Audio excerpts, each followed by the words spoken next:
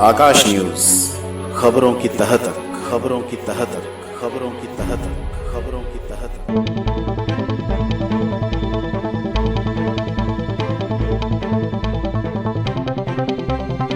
उसमें डिमांड सीधी सी ये है कि हमें ट्रांसपेरेंसी चाहिए, और चुनाव के अंदर अगर ट्रांसपेरेंसी, पारदर्शिता नहीं होगी तो जनता का और चुनाव लड़ने वालों का विश्वास कहीं ना कहीं चला जाएगा। और मैं ये मांग करता हूं चुनाव आयोग से कि वो इस विश्वास को बनाए और उसको बनाए रखने के लिए ठोस कदम उठाए।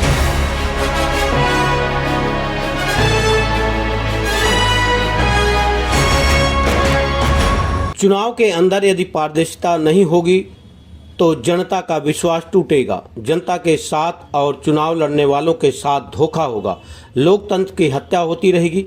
मेरी यह मांग है कि चुनाव आयोग पारदर्शिता को बनाए रखने व जनता का विश्वास लोकतंत्र में बनाए रखने के लिए ठोस कदम उठाए।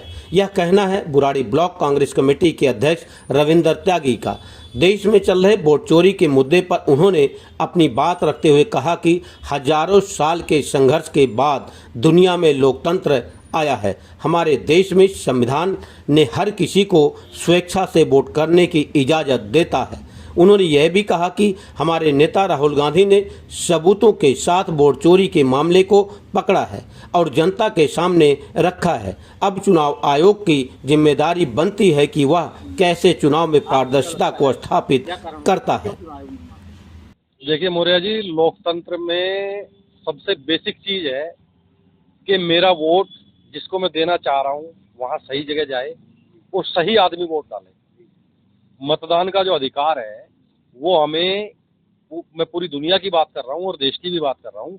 हजारों सालों के संघर्ष के बाद आम आदमी के हाथ में एक ये ताकत आई थी, वोट देने की ताकत, मतदान की ताकत, जिसके कारण आज सरकारों को मजबूर होना पड़ता है कहीं ना कहीं जनता की कल्याण के लिए नीतियां बनाने के लिए। और भारत के अंदर संविधान ने हमें यह अधिकार दिया है, और संविधान ने ही चुनाव आयोग को एक संवैधानिक दर्जा दे करके चुनाव प्रक्रिया का प्रहरी बनाया है। और चुनाव आयोग की ये उनकी ड्यूटी है कि न केवल वो चुनाव के दौरान बल्कि चुनाव से बाद में, चुनाव से पहले भी पूरी प्रक्रिया को निष्पक्ष रूप से एक मतलब सभी को इक्वल प्लेइंग फील्ड दे करके सभी पार्टियों को और वो चुनाव कराएं, जिससे लोगों का जो जनमत है वो चुनाव में रिफ्लेक्ट हो सही तरीके से।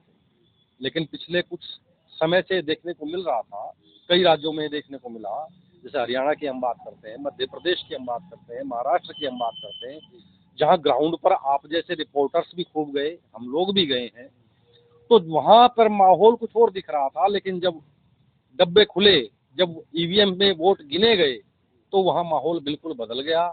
और फिर जो हमारा नेशनल मीडिया है उसने तमाम तरह की बातें चलानी शुरू कर दी कि ये कारण था, वो कारण था, वो कारण था, जबकि चुनाव से पहले कोई ये कहने की हिम्मत नहीं कर रहा था कि वहाँ बीजेपी की सरकार बन रही है। मैं तीनों राज्यों की बात कर रहा हूँ।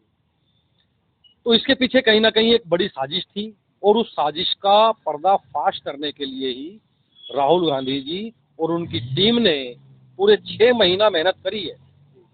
और उस 6 महीने की मेहनत में उन्होंने कर्नाटक की एक लोकसभा क्षेत्र की एक विधानसभा, केवल महादेवपुरा के अंदर जो गड़बड़ियां पकड़ी हैं और जो सबूत के साथ उन्होंने 1-1.5 घंटे का पूरा प्रेजेंटेशन पूरा दिया और प्रेस कॉन्फ्रेंस में वो सारी बातें रखी, उनका जवाब अभी तक न चुनाव आयोग की तरफ से न सरकार की तरफ से कोई दिया गया है। 2 दिन पहले जो चुनाव आयोग ने एक लंबा टाइम लेकर के एक प्रेस कॉन्फ्रेंस भी करी, लेकिन उसमें बड़े बचकाना और फूहड़ तरीके से उन्होंने अपना बचाव करने की कोशिश करी। कहीं भी राहुल गांधी जी के उन सवालों का, एक भी सवाल का जवाब उन्होंने नहीं दिया कि वोट, अब कैसी बचकाना बातें वो करते हैं, जैसे कि भी अगर वीडियोग्राफी दी जाएगी तो उसमें महिलाओं का अपमान हो जाएगा। भैया फिर वीडियोग्राफी आप करा क्यों रहे हैं? या उसके अलावा भी देश में जगह जगह, हर एक ऑफिस में, हर एक प्राइवेट संस्थान में भी, सरकारी में भी, सड़कों पर भी जगह जगह वीडियो कैमरे, सीसीटीवी कैमरे लगे हुए हैं। तो इसका क्या मतलब हुआ कि सभी जगह जहां जहां भी सीसीटीवी कैमरे लगे हुए हैं वहां हम माताओं, बहनों का, बहुओं का अपमान कर रहे हैं उनकी। और अगर ये अपमान है तो फिर वीडियोग्राफी आपने कराई क्यों थी? उसमें डिमांड सीधी सी ये है कि हमें ट्रांसपेरेंसी चाहिए, और चुनाव के अंदर अगर ट्रांसपेरेंसी, पारदर्शिता नहीं होगी तो जनता का और चुनाव लड़ने वालों का विश्वास कहीं ना कहीं चला जाएगा। और मैं ये मांग करता हूं चुनाव आयोग से कि वो इस विश्वास को बनाए और उसको बनाए रखने के लिए ठोस कदम उठाए। चुनाव आयोग ने ये कहा है कि राहुल गांधी जी अगर कोई गड़बड़ी पकड़े हैं तो हलफनामा दायर करें, जबकि अखिलेश यादव ने कई ऐसे हलफनामा पेश किया है जो पहले उन्होंने दिया था जिसकी कोई कार्रवाई नहीं हुई है। अब एक और हलफनामा मांगा जा रहा है, क्या लगता है कि ये स्टंटबाजी है? देखिए, देश के अंदर पूरी बेशर्मी के साथ झूठ बोलने की एक परंपरा जो शुरू हुई है उच्चतम पदों पर बैठे हुए लोगों के द्वारा, उसी परंपरा को निभाते हुए परसों जो ज्ञानेश कुमार गुप्ता जी ने प्रेस कॉन्फ्रेंस करी, उसमें उन्होंने स्पष्ट तौर पर यह कहा कि भाई आप कोई अगर शिकायत करना चाहता है तो वो एक लिमिटेड टाइम होता है, उसके अंदर शिकायत करे और वो हलफनामे के साथ शिकायत करे। वहां पर बैठे हुए कई प्रेस रिपोर्टर्स ने नाम लेकर के राहुल गांधी जी का, नाम लेकर के अखिलेश यादव जी का, नाम लेकर के सपा का पूछा कि आपके पास हलफनामे आए हैं। उन्होंने स्पष्ट तौर पर यह कहा कि हमारे पास कोई हलफनामे नहीं आए हैं।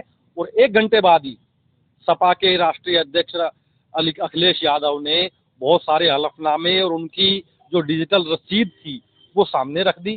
तो मतलब बेशर्मी के साथ बिल्कुल इस तरह से झूठ बोला जा रहा है कि जिसका कोई, अब झूठ का कोई पारावार नहीं है। ये हमारे यहाँ एक देहाती कहावत है कि झूठ के बोलने का और धरती में सोने का कोई सीमा नहीं है कहीं तक भी। तो ये कुल मिला के कि भाजपा को जिताने के लिए चुनाव आयोग कहीं ना कहीं हमारा बिल्कुल ये स्पष्ट दिख रहा है। जो आप 1-1.25 घंटे की जो प्रेस कॉन्फ्रेंस ज्ञानेश कुमार जी ने करी थी, उस प्रेस कॉन्फ्रेंस में पूरी को अगर आप देखेंगे तो बिल्कुल स्पष्ट दिख रहा है कि ज्ञानेश कुमार जी ने, हमारे मुख्य चुनाव आयुक्त ने, एक संवैधानिक अधिकारी के तौर पर वो उसमें कुछ नहीं कहा, बल्कि वो एक बीजेपी के, भाजपा के प्रवक्ता की तरह बोले और उन्होंने कोई किसी तरह का जवाब नहीं।